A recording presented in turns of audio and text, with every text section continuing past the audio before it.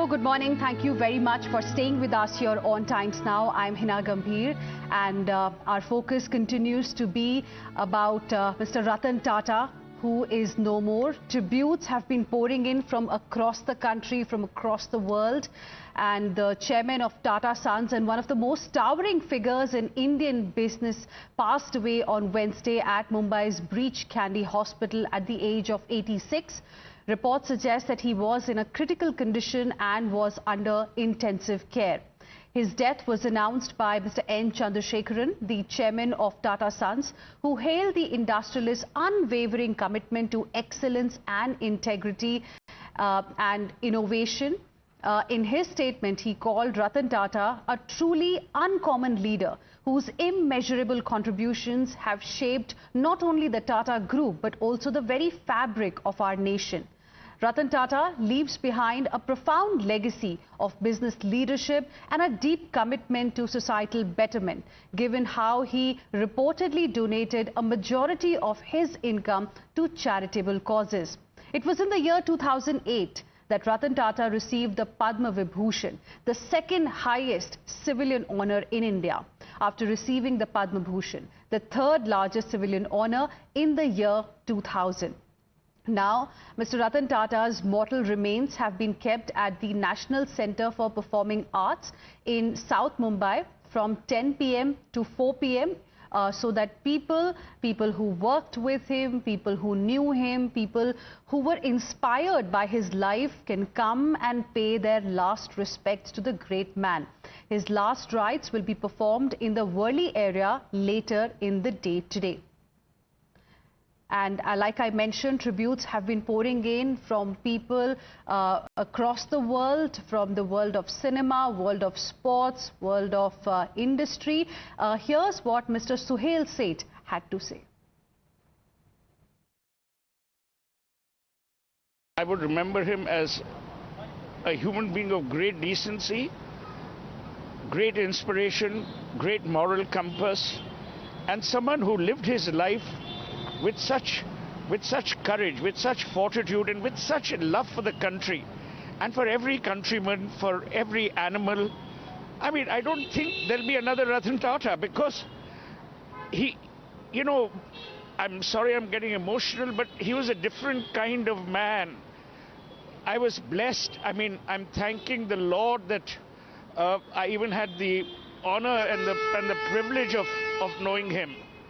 But Ratan Tata strode like a colossus. He was a human being with great dignity, with great decency, and with utmost compassion. I mean, from being a fighter jet pilot to, in July, playing with my 5-year-old daughter, you know, she was passing him Kit Kat and he was taking it. The love which he showered on me, on my family, on my wife Lakshmi. And I can't keep remembering, but there are innumerable anecdotes. It's not about what Ratan Tata achieved in business, that you and I know. But the man was something else, whether it was his staff, whether it was his dogs. You know, I've often said this about how he refused an invitation by King Charles, then Prince Charles, to go to Buckingham Palace to receive a lifetime achievement because Tito, one of his dogs, was unwell. That shows you character. I think what he will leave behind in India is great character. He will leave behind great humanism.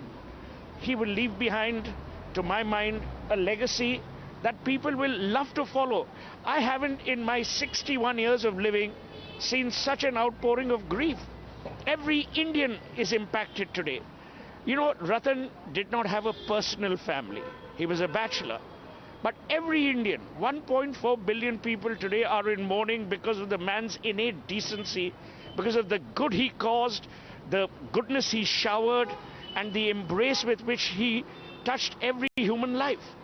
You know, whether it was, as I said, whether it was cancer centers, the small animal hospital, in every which way, Ratan Tata has defined the true Indian. And joining us on the broadcast this morning is Professor Arvind Panagria, Chairperson Finance Commission. Sir, thank you very much for speaking with us here on Times Now.